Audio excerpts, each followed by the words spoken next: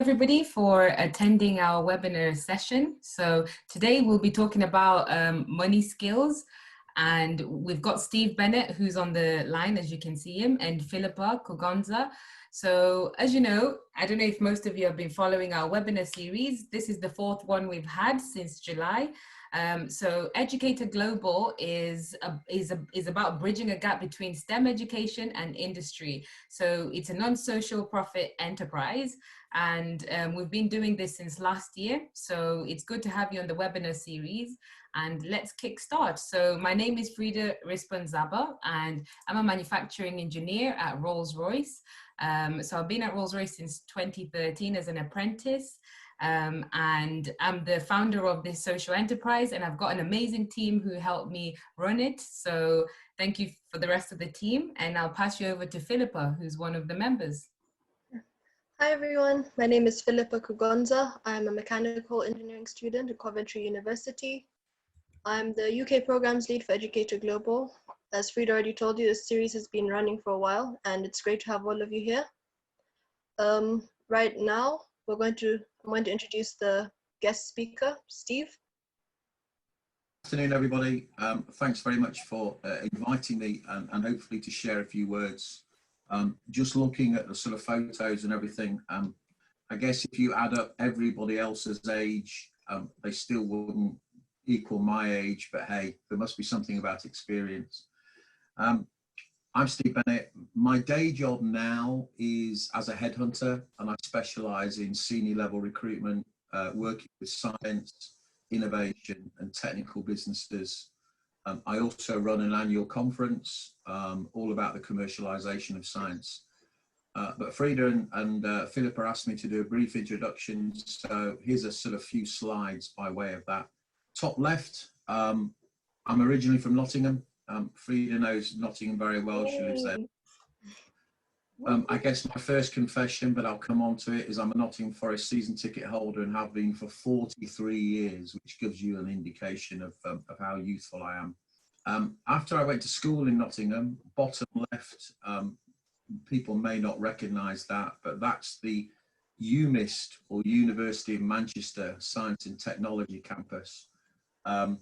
The building on the right, the low-level building with 3 sets of windows, is where I studied chemistry and remarkably managed to get a chemistry degree. If you were to go on that site now, that building has disappeared and is where the GEEK, the Graphene Engineering and Innovation Centre, is. So if anyone's talking or hearing about graphene in Manchester, that's where it's based. After university, I went into industry, and all those plates and pieces of ceramic ware on the top right sort of illustrate that that's where I started my career. Worked in R&D, then moved to operations and production, and then moved on to sort of sales and commercial stuff.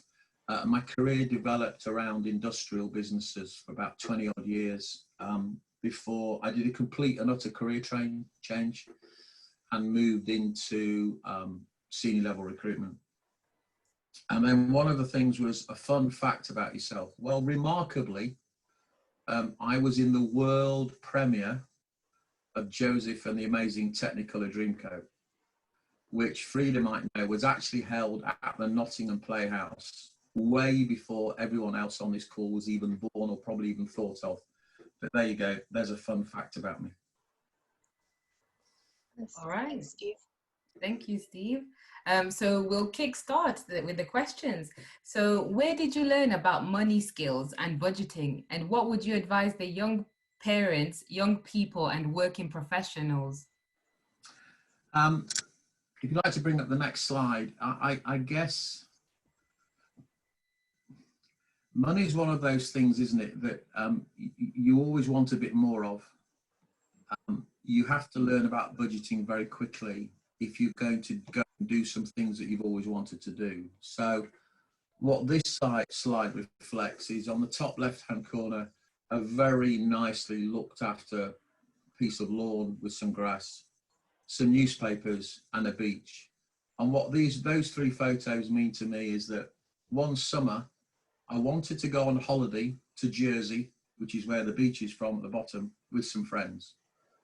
But I was, I don't know, 17 or 18. I didn't have a job, so I needed to go out and get some work. So like many people do now, you can go and get some bar work or whatever. I went and did some gardening for some local people and cut lawns. There was a neighbour whose lawn I cut every week for £1 for 12 weeks. So that was £12. And then I got myself a newspaper round. And in those days, I mean, particularly on Sundays, it was really, really heavy work because you had to divide the round into 3 and keep coming back to the shop, stock up with all the newspapers and come back out. And I guess that's where I first started to learn about money skills and budgeting, because it was quite simple. If I wanted to go and do something, I had somehow to have the money for it. My parents weren't wealthy. I think I might have got a small amount of pocket money, but it was really good training for eventually when I went to university.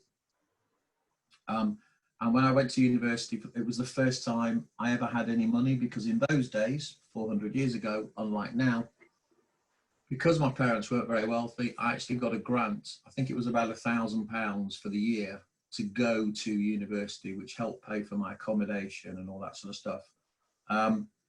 I fully understand now that many of you will be concerned about student debt. My own approach to student debt, and I learned this also from my kids who are 27 and 24, is that student debt is not really a debt in the sense of you don't have to pay it back. You'll only pay a small amount of it back once you reach a certain salary level. And in, I think it's 30 years time, if you've anything that's remaining, the government will wipe off. So don't be over, my view would be, don't be over preoccupied by that student debt. I know it's a huge number. My daughter came out of university owing about £65,000. But don't use that as a millstone around your neck, because you're not actually going to be in a position probably to pay it off fully, nor should you even think about it. Budgeting for me, I think, is really about planning what money you've got, planning what things you want to do, and then trying to make those two things balance as much as possible without getting really concerned about it. But I know that's not always the case. The photograph on the right, people may not know who that is, but it's a very famous football manager called Brian Clough. And he's holding what is now known as the Champions League, but in those days was called the European Cup.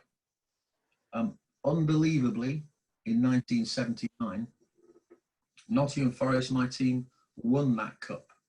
So for anyone who watched the final at the weekend when Bayern Munich beat PSG, Nottingham Forest have actually won that twice in the past. The reason I put that up is in 1979, when I was a student at university, I had a ticket for the final, but I couldn't afford to go to the final. I don't have regrets, but it's probably one of the things that I wish I'd managed my money a little bit differently to allow me to do that. Particularly as ironically, about 3 weeks later, my parents said, well, how much would it have been? It would have been £25 to spend 2 days on a bus to go out there, see the game, and £25, and then to come back. I didn't have that £25. And 2 to 3 weeks after the match, they said, well, if you'd asked, we'd have lent you the money. And with hindsight, I wish I'd borrowed that money. So really, again, that was a lesson. It was quite a hard lesson in that that was something I couldn't do, and I couldn't go and get a job quickly to earn that sort of money. So there does need to be, excuse me, that element of planning. And I guess perhaps moving on to the next bit about budgeting for the things that you want to do in the future. Oh, thanks, Steve. Yes, Steve. So you just went into budgeting. So that brings me on to my next question. What does it mean to budget effectively? And what are some practical steps that you could provide for building a budget? Budgeting classically is understanding how much you're earning or how much you can earn, and then understanding what the things that that are essential in terms of expenditure: food, clothes, some enjoyment, some entertainment, and planning as much as possible that the money that's coming in, hopefully, is a little bit more than the money that's going out. Now, at whatever stage you're at of your life and your career, there are always also going to be some unexpected expenditures. And so part of that is the need to just have that little bit extra if you can, or think about how you may be able to get that little bit extra, so that if an opportunity comes up, like going to the European Cup final or the Champions League final, and it's only going to cost you £25, it'd cost a lot more nowadays, but you can actually think about doing it, or you can work out a way of doing it. I'm very conscious that, you know, as students, as young people early in your careers, you're probably always having to manage every penny. My daughter, after her degree studying architecture, has moved down to London, clearly incredibly expensive. Architects, certainly before they become qualified and well trained, are not highly paid. So she has to budget very, very carefully in terms of what she can do, who she can spend time with, and that sort of thing. And I realise that there's always a pressure around that, and it's very difficult. Part of the thing, as early as you can, and I know it seems really boring, and I know it's something that for most of you is about 50 years in the future, think about, dare I say, pensions. So if you've got even a £10 a month spare, put it into a pension pot. Once you get used to contributing to that pension pot, then when you get a pay rise, or you get a different job, or you get another job and you have a bit more spare cash, you might put £20 a month, you might put £50 a month as your career develops and as it grows. Because unfortunately, when you get to, goodness me, some impossible age for most of you to understand, like 55 or 60 or 65 or something, I'll let you know when I get there, ha ha. You will need some money to live on. And that money, people are not going to be paying you. And I'm sure, you know, you see all the horror stories about, well, young people of today are going to have to be working until they're 70 to pay off the pensions and all that sort of stuff. I'm sure for a lot of you, that's pretty scary and pretty daunting. The earlier that you can put away even small amounts, it will have a huge, huge difference when you reach those sort of, you know, really old ages. And a little bit now, over the course of 20, 30, 40 years, will grow into a much bigger pot of money. The average, apparently, in the UK, the average pension pot for most people when they retire across the whole demographic of the UK is £27,000. Now, I'm sure you can think very quickly, £27,000 isn't going to buy you a lot if you think you've probably, when you retire, got another 20 or 30 years to live. So the more you can think about that, not necessarily, you might not be able to do anything when you're 18 or 20 or 25 or 30, but the more that you're aware of it and conscious of it, then at some stage you'll go, blimey, I need to look after my future. I'll try and put a few pounds away, or, you know, wherever you are, some savings away each month in order to prepare for that. And I think that's a great point, Steve, you've made, because when I joined Rolls-Royce, the first 2 years, I didn't sign up to the pension because I thought, you know, when you're young, you're thinking that £100, you could buy something else with it. You could buy shoes, go shopping, you know, you're still young and naive. But I think if someone told me earlier on the advice that you've given me, I would have done that. Seeing so many people made redundant, especially because of COVID, them having that amount of money has helped them because they've been able to put away extra money on top of what the company is able to give them. So yeah, thank you. We'll move on to the next question. So what is the best thing you've ever budgeted for, and how did you discipline yourself enough to achieve it? You know, when we were talking about this earlier, Frida, this was probably one of the hardest questions because, in a sense, you have two big purchases in your life. Well, probably three. At some stage, you might want to buy a house. At some stage, you'll want to buy a car. And then depending on the sort of person you are, you might want a bigger car and a faster car, and another bigger car and a faster car, etc. And then the third big expense in your life is around family. So you find somebody to settle down with, you make a conscious decision to have family, and you end up having kids. Make no mistake, all of those three things are expensive.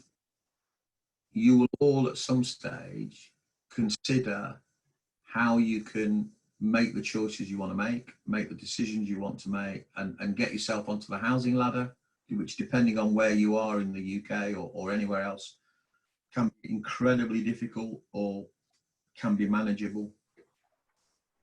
You'll all have aspirations to drive, I'm sure, get yourself a car.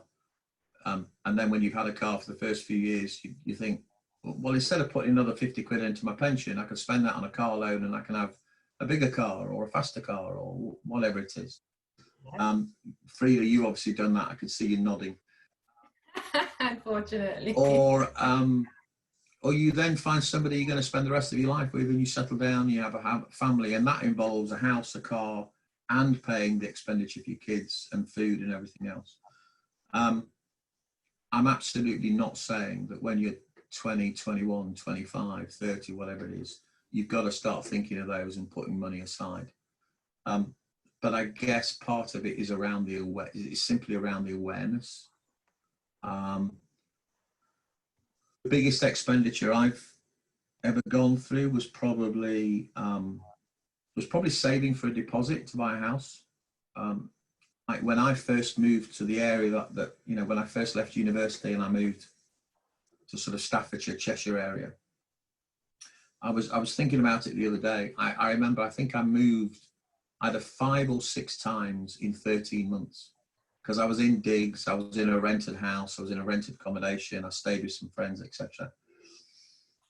And then the place I was staying in, I couldn't stay there anymore.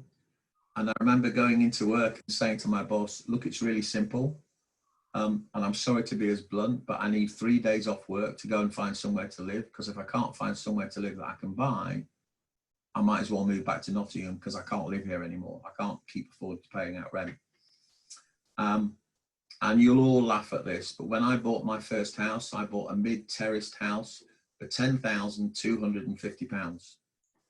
It was a long time ago. The maximum mortgage you could take out was 90%. So I had to find £1,150. I think I had about £500 in savings. I think I borrowed £150 from my mum and dad or something. The other £500 I took out 3 or 4 credit cards, maxed them up to the hill, and that's how I got my deposit. That's not necessarily the best way to start it off. So if I thought about it, which I didn't at the time, I might have had £1,000 as a deposit over the sort of, I think it was the 2.5 years that I'd lived in the area. But at that time, I didn't really think about it, but I've thought about it ever since. So I've been fortunate. I've moved house a number of times, but our current house, we've been here now for over 30 years. We've changed it a couple of times. And every time you go through an expenditure with a house, it's never, ever small. And how would you recommend people to discipline themselves? So that was from your experience, but moving forward with the knowledge that you've accumulated, what's the recommendations? I think in a sense, and I know we're going to move onto this, it's the same whether you think about money from a personal point of view or you think about money from a business point of view. You know, if you're in a job and you're in employment, your company will say to you, you can spend X, there isn't any more than X. And therefore you have to do whatever you need to do within that X. And that might include travel, equipment, people, etc. And therefore you always have to think within a business environment, that's all the company's giving me. I can't go and spend more because I'm not allowed to spend any more. it's the same. It's the same personally.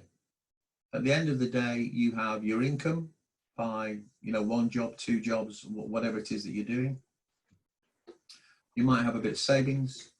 You might have, you know, you might be with a partner and your partner's earning as well, and you decide to put that into a pot. The only way you can spend more than that is if you borrow money. And if you're going to borrow money, then you, at some stage, you have to be really sure that you can pay it back. Because the other thing about money is it can be very, you know, when you've got it, it allows you to make some choices. When you haven't got it, it becomes very, very worrying about where am I going to get some money from? How am I going to afford that? So that, in a sense, you almost have to, I find that the more you're disciplined about it and you think about it, the easier it becomes to manage, and the less chance that it's going to kick you in the backside one day by going, oh, you've got this big bill to pay and you haven't got any money. So that disciplined approach, it's a bit like the conversation about the pensions. The more that you think about it, the more you can look after it. It's almost the same as your health. You know, you don't ignore, well, men tend to ignore their health. Women don't ignore their health. But for everybody, you know, if you don't feel well, or you're not sure, or you break an arm or you break a leg, you're probably going to go and do something about it. And it's always part of your psyche. You're always, you know, oh, that's different, that's different. It's the same with money. You just need to, it's easy to say, you need to be able to think about it and understand that your money happiness, largely speaking, is down to you. Now, I don't want to be big generalizations, because I absolutely understand that, you know, particularly in the current climate, and unfortunately, particularly for younger people, that companies are making decisions they don't want to make, and therefore for some young people, they're suddenly going to find themselves without work. And I've been through that personally on 2 occasions, and it's not nice. And depending on the way company treats you, you'll leave with a little bit of money or you'll leave with no money. And that's got to see you through that period. So these are all things that you probably know are going to happen at some stage. You don't want it to happen. You hope it isn't going to happen. But it's all about that future planning and that discipline. You know, if you're aware of it, you can do something about it. Yep. Thanks, Steve. So we've gone on about, you know, being in employment and the uncertainty that comes with it and potential to lose your job every now and then. What advice would you give younger people that are looking to create multiple streams of income besides probably a day job? Or Yeah, I mean, if you can just pull up that next screen, that's the one. So when I was in industry, so I think this is relevant. So I spent 23 years in industry. I was managing director of a company. I decided to walk away from that business because the culture was wrong. The person I was working for was awful. And I just didn't want to work for that person anymore. So I walked out with nothing to go to. What I then found when I went into the job market was people were talking to me about how to use the skills I'd developed, the experience that I'd gained, in a very different way. So my industrial career had all been increasingly about commercial and about building relationships and about getting to know people and about selling stuff, products and services. But it was all about people and it was all about relationships. And so when I came into the marketplace, and this is 2002, and I started to talk to recruiters, they strangely started to talk to me about recruitment. And the reason I mentioned this story was because as you go through your career, you will develop skills and experience. Always think about how you might be able to use those skills and experiences perhaps in a slightly different way. So that I'd use them all through industry. And then here was a small group of people saying, well, all that relationship making skills, all that selling skills, all your ability to talk to people, your ability to get on with people, you could use that in recruitment. I hadn't seen that they had. And that led me in 2003 to a complete career change. And it opened my eyes to the fact that if I want to create multiple streams of income, I need to think differently about what my skills and experiences will allow me to do. So it's not that, okay, I've been a salesperson in a ceramic business or a salesperson in a coatings business and that's it. It's about, I've got this basket of skills and experiences, so what else can it enable me to do? So these 3 slides, the top left, I mean, illustrates all the stuff that as a recruiter, I have to understand, I have to talk about, I have to be able to relate to other people. But actually all that stuff is stuff that I was doing in my previous career, but I just hadn't thought about it. Then if I take some of those aspects, so skills and profiling and interviewing and searching and research and assessment, that helped me then pick up another income stream, which is bottom left, and that's about being a non-exec. So what's a non-exec? Or being a coach or being a consultant. So really using my skills and experiences in ways that helped other businesses think about what they were doing. So again, it's sort of related in a way to that discipline and that budgeting and that planning of thinking about what you're doing and how you're doing it. And that allowed me then to develop another income stream to be a non-exec. Then 5 years ago, Manchester was the European City of Science. People may or may not know that, but what it meant was that a very, very large, very technical conference was coming to Manchester. And what they wanted was to have some public engagement and some business engagement events around that. And I was one of a large group of people who was asked to sort of try and consider that and work out sort of stuff that we could do. And again, on the back of the first 2 things, I'd started to do some events for the Institute of Directors, taking middle and senior managers into science facilities to try and educate them about what STEM subjects are, what they can offer, and that sort of thing. And that led me in 2016 to establish the Business of Science Conference. And the photograph on the right was me outside the Museum of Science and Industry in Manchester, which is the first venue for the science conference. And this year's has been postponed. It was due to be in Birmingham. It will now be next year in Birmingham, but that will be the 5th annual Business of Science Conference. And Frida certainly will be there and involved in that.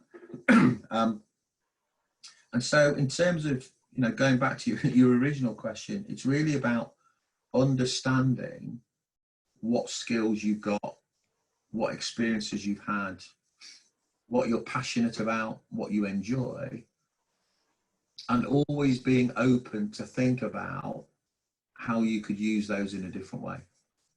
Because then they're always going to give you an opportunity to have another income stream. All right. Thank you so much, Steve. So as you've mentioned, so those are the different ways of kind of doing side businesses, creating those multiple streams of income. However, for people who have full-time jobs, how would they be able to utilize the money skills that they've gained and learned throughout the years or your experiences at work? So how can they use those skills at work? So let's flip it round. So irrespective of where you are in your career or where you are in your work journey, and you may not realize it sometimes, you have some financial responsibility in that role. So, if you think of your role, Frida, at Rolls-Royce, you will have, you'll be responsible for some people, you'll be responsible for some projects and products and services, and that carries financial responsibility. What you can't do is go, well, actually, I need another 30 people to help me with this project. I'm going to go out and recruit these other 30 people. I mean, you'd probably get sacked because Rolls-Royce is going to go, Frida, you can't do that. We haven't got the money, and that's irresponsible and that sort of stuff. Yeah. So although you might not think of it, you're constantly thinking about, how do I deliver best value for Rolls-Royce? How do I help to manage the people, the resources, the equipment, everything else that I've got? And so it's this constant awareness of the finances, this constant awareness of the money side of what you're doing and how you're doing it. And that discipline, which I mentioned earlier, of ultimately you can't spend more than you have unless somebody gives you the permission to go and spend it, because they've got another pot of money they're going to take money out of and give to you.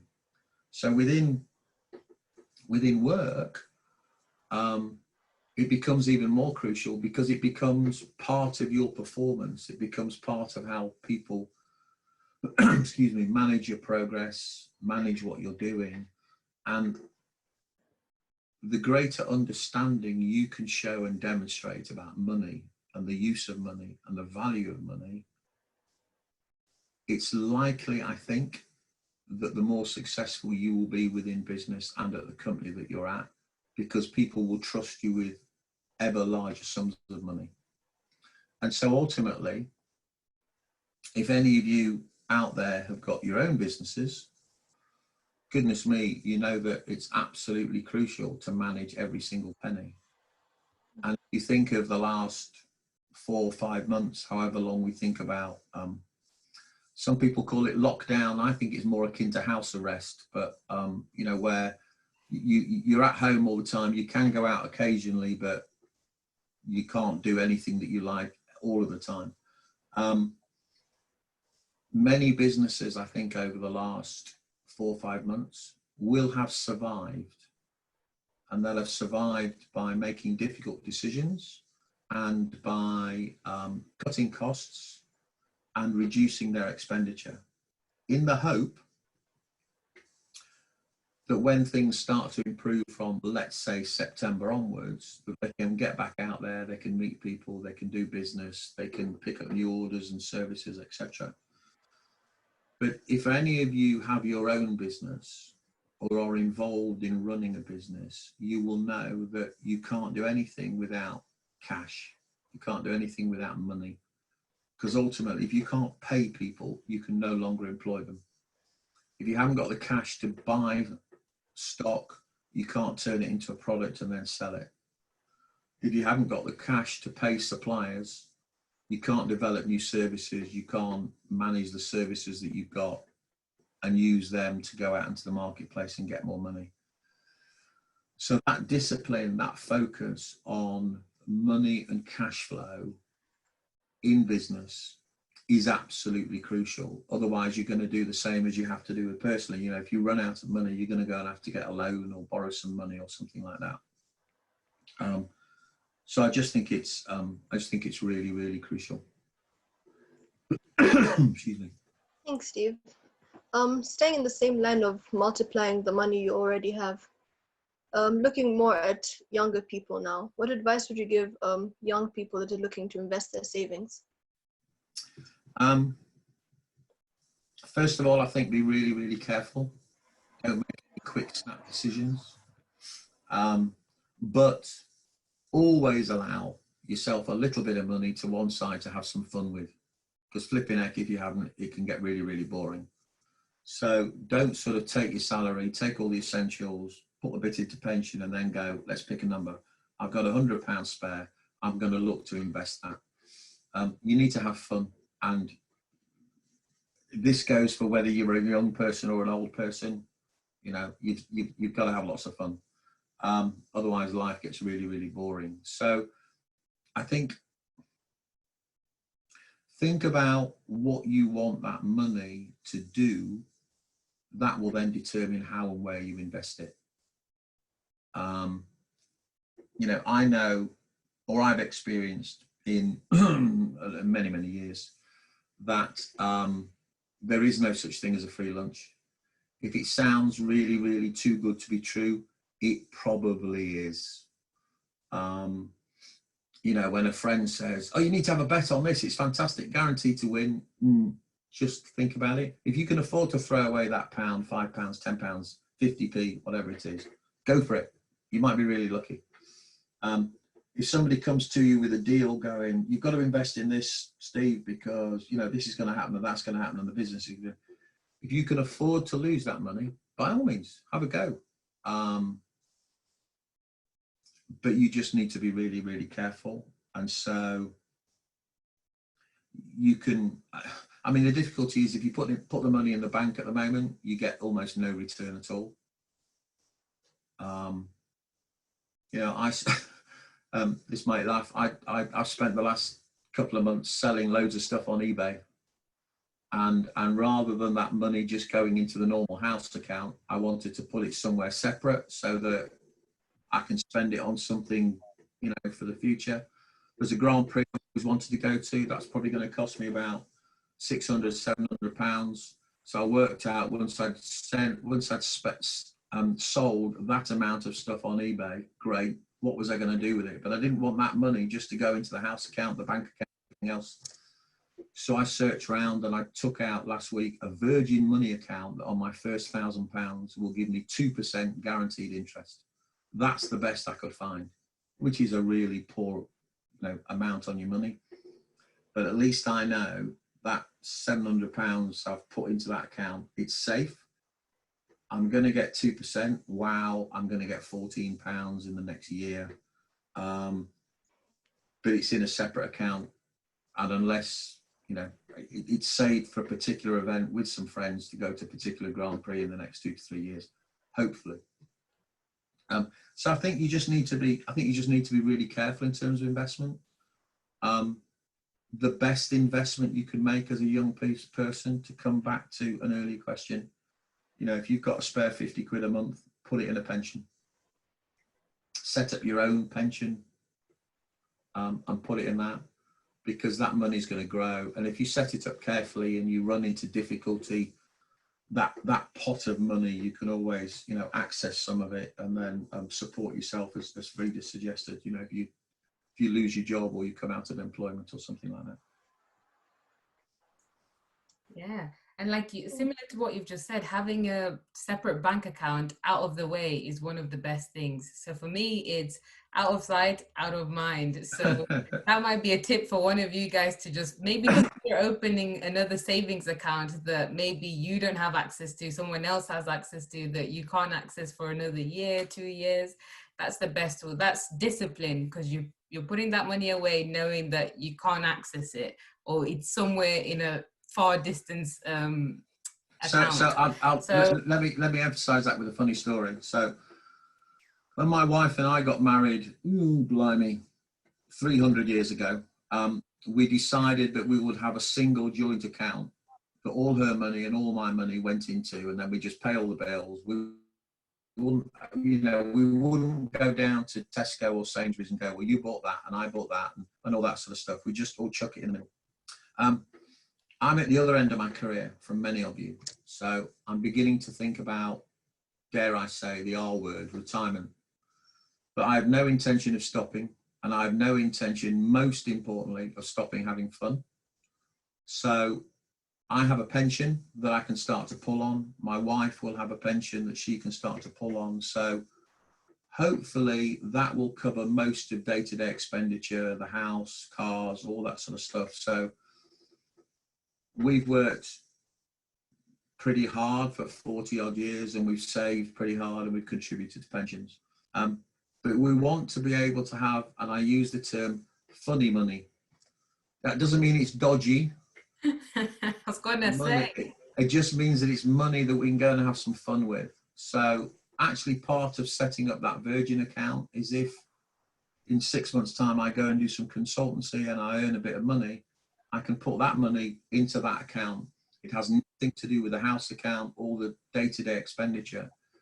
And the same will be for my wife. If she goes and does some consultancy, or she does some, she's a teacher, and if and when she retires in a few years' time, and she does some exam marking or some supply work or something like that, she could put that money into a separate account. And if she and a couple of girlfriends want to go to London for the weekend or Barcelona for the weekend, then the money's there and it has no impact on that day-to-day expenditure. So but for me, it was the first time I had set up a bank account for me since I was about 18. Wow. Because prior to that, everything's been chucked in the pot. But that discipline that you talk about is really important. Yeah, no, thank you so much, Steve.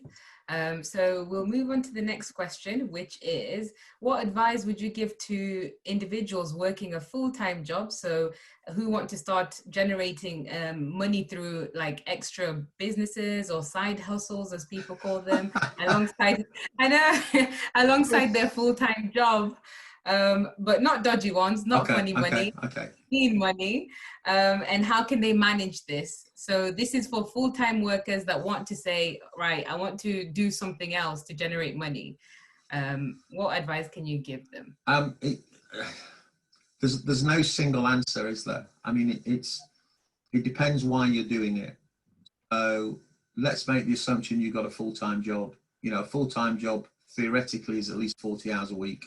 By the time you put travel in, it's probably 60 hours a week. By the time you've done some overtime and all the conscious stuff, it's 70 or 80 hours a week. There isn't a lot of other time left, assuming that you're also going to sleep for 35 hours a week, at least, and then party for the other 50. I think it depends what your motivation is. There will be times in your life and your career where you want to be able to do something else, or you have to go and do some other work in order to pay for what you've already committed to. And I understand that, and I've had to do that. And that's probably a short-term thing. And you can manage it because what you're trying to do is, I need to save, let's pick a number, £1,000. So I need to go and do £1,000 worth of work in order to pay for that. And that's short-term. The bigger issues are twofold. If you have a longer term need to earn more money, and therefore it becomes an additional responsibility and additional use of your time, or as often happens, you get to your stage in your career, you're working for a business, and you say to yourself, I've got a great idea for a business. I could do what this company's doing, but I could do it better. And a couple of friends, and we've got together and gone, well, if we did develop this piece of technology or this piece of software, or if we have this idea or this type of marketing, we could make a killing in the marketplace. And there are hundreds and thousands and millions of examples of those sort of stories.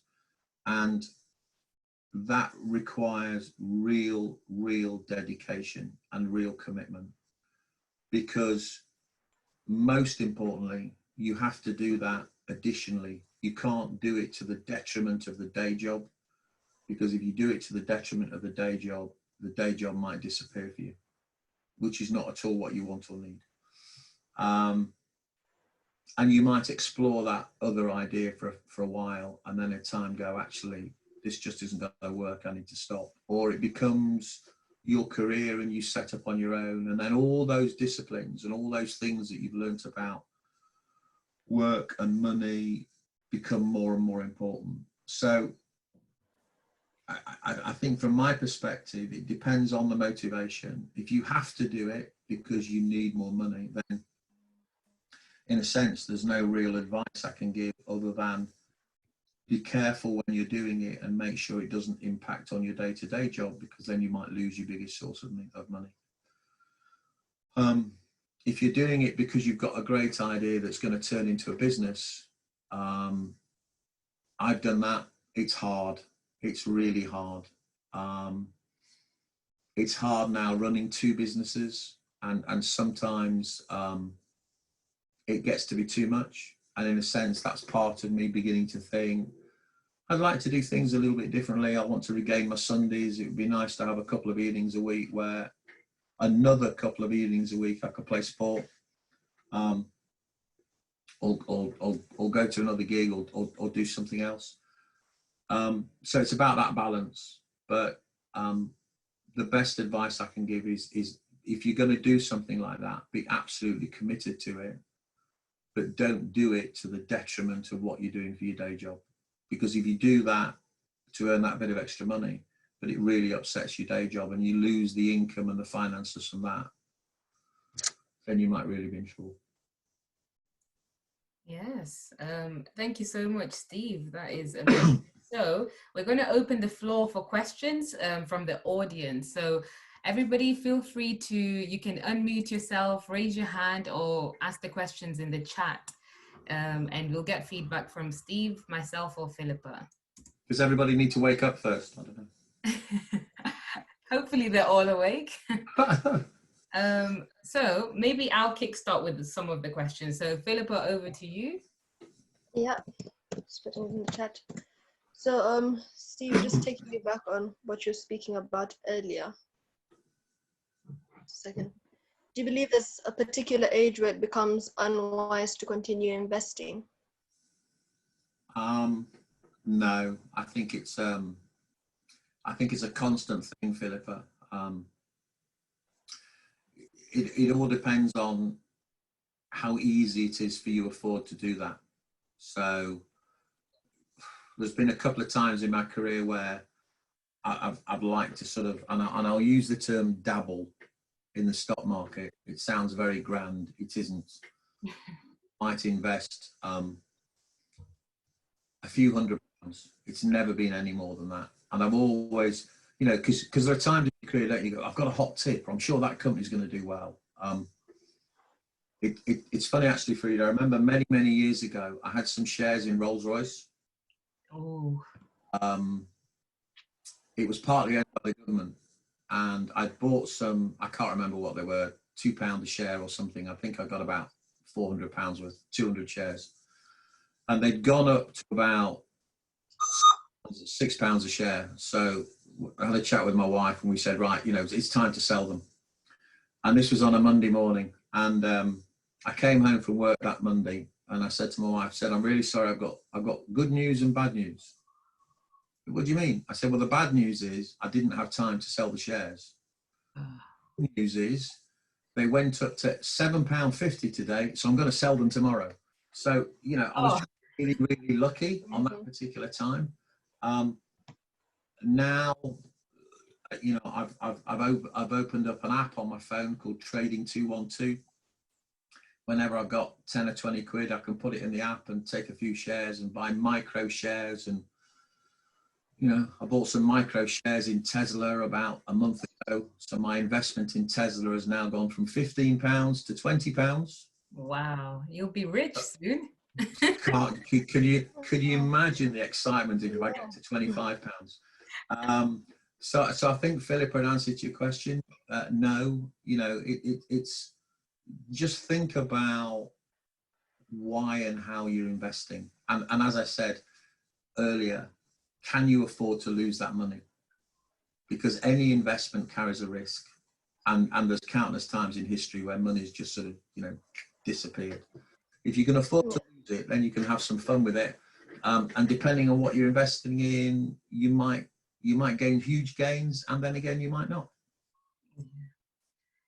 Okay, thanks for that. We've got a few, thanks, Steve. We've got a few questions coming in. What do you think about investing in cryptocurrency? I don't know if you're familiar with. You know, it's fascinating. I've looked at it, and I've spoken to a couple of people who do it. I think with cryptocurrency, you've got to be even more careful and say to yourself, right, I'm going to invest, let's pick a number, £500. If I lose all that £500, it's not a problem. If I turn the £500 into 1,000 or 5,000 or 10,000 or 1,000,000, brilliant. But it's a real gamble and it's a real risk. And you can read lots and lots of articles about cryptocurrency and people who in the early days made huge amounts of money.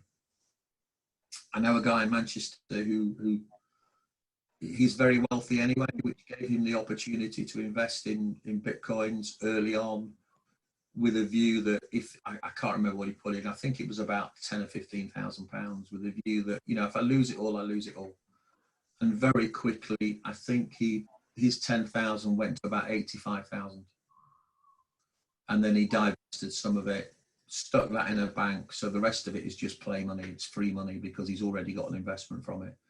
It's not an area I've looked at and done anything with, actually, because I've never had the money just to sort of consider I could throw it away if I take that view. But it comes back to that point. You can, if you can afford to lose the money, flipping out, have some fun with it. If you can't afford to lose the money, hang on to it, because every penny is quite precious. Awesome. Thank you for that. We've got the next question, which is, how have you encouraged your kids to deal with money? So from a quite early age, tried to help them understand the value of money. And I have to say, but I know I'm biased, they've both been really good. So they both got through university living off,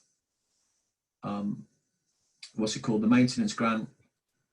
The way that we did it, we paid for their accommodation, they sorted, and they lived off everything else on the maintenance grant.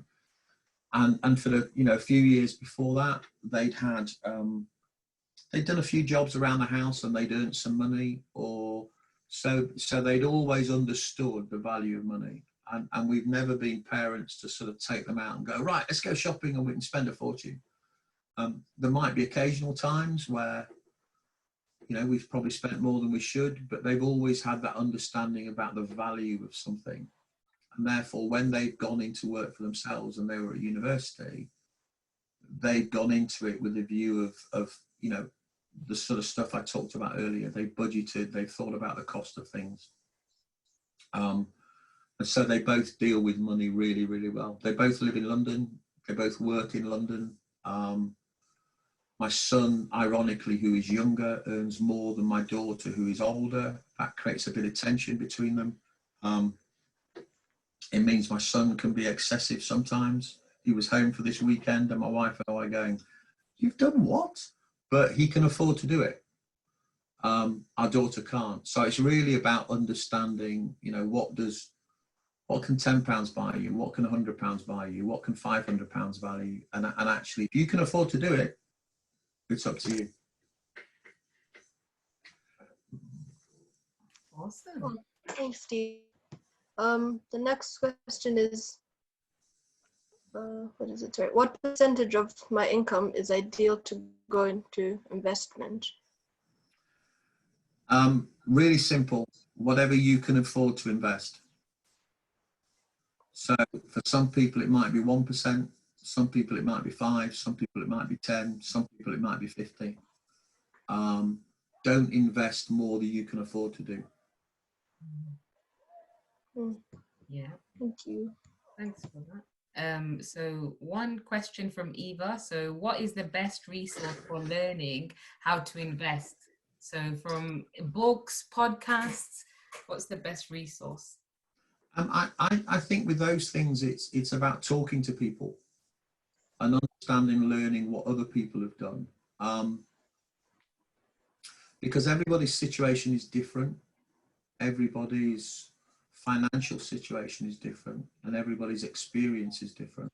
So some of what I've been saying may be relevant to some people, and I absolutely understand there'll be some people on the webinar going, no, I don't agree with it, it's daft because I'm able to do this, or I can't do that, or I can't afford to do this.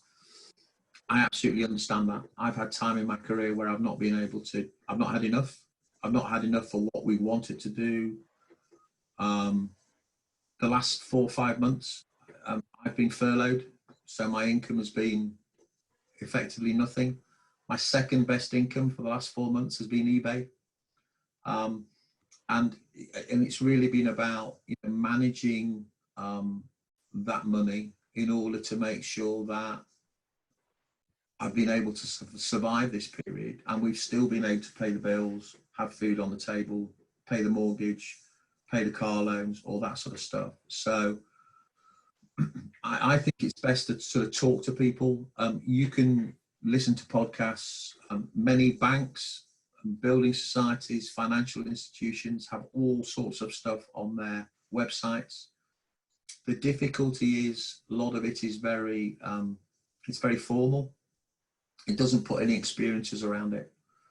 And everybody on this webinar will have different experiences, and will have friends who will have different experiences. So, you know, try and gain that information from them, and just sort of, you know, see what tips and hints they may have, and share your own experiences. Hope that helps. Yeah, definitely does. Thank you, Steve. I think there's one more, isn't there? Yeah, there's one more from Timothy. So Timothy's asking, what's your advice on taking a loan to start an investment? So bracket business. Many businesses, when they first start off, they don't have any money because they've not sold anything. So, excuse me, they normally have stuff that they have to buy, or they borrow from friends in order to get that business up and running. And they'll borrow money from family, friends, all sorts of people.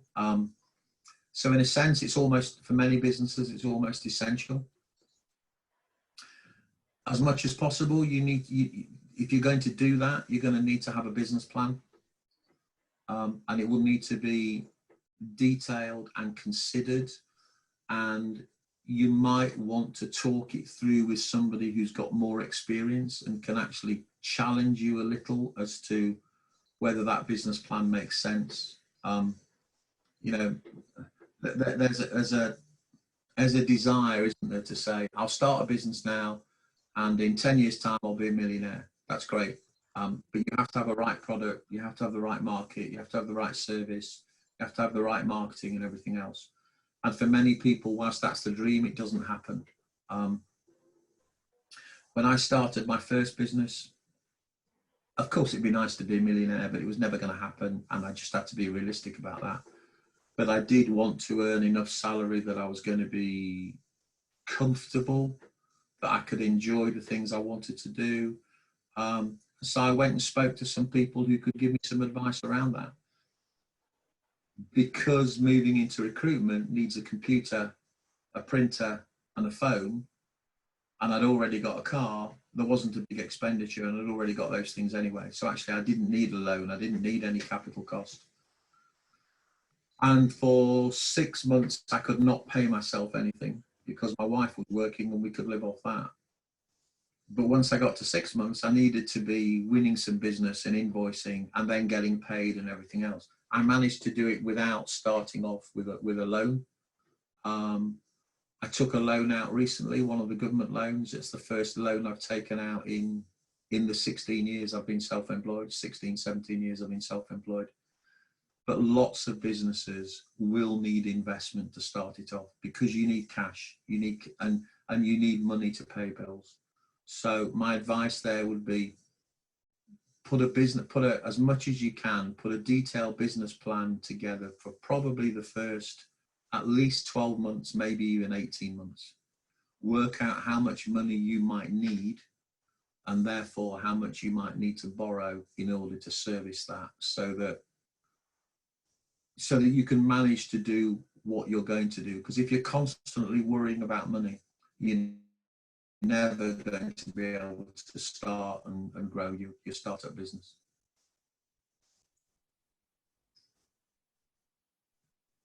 I think you're on mute, Philippa. Yeah, I noticed that, sorry. Thank you for all the responses, Steve, and thank you to everyone who tuned into this webinar. We're going to wrap it up now because time is up and we've covered everything we needed to. But just to everyone who joined, please do check our website, which I'll put in the chat right now, and sign up to the next couple of webinars that we have coming up. The next is on the 8th of September. It will be based on building professional networks and CV writing. Yeah, but thank you for coming to this. And if anyone has any questions for Steve, if you want to stay behind, we can do that. So for everyone else, feel free to log off. But if you've got any further questions for Steve, he's happy to take them afterwards if you stay online. So thank you. Very much. Thanks very much, everyone. Thank you. Thank you. Cheers.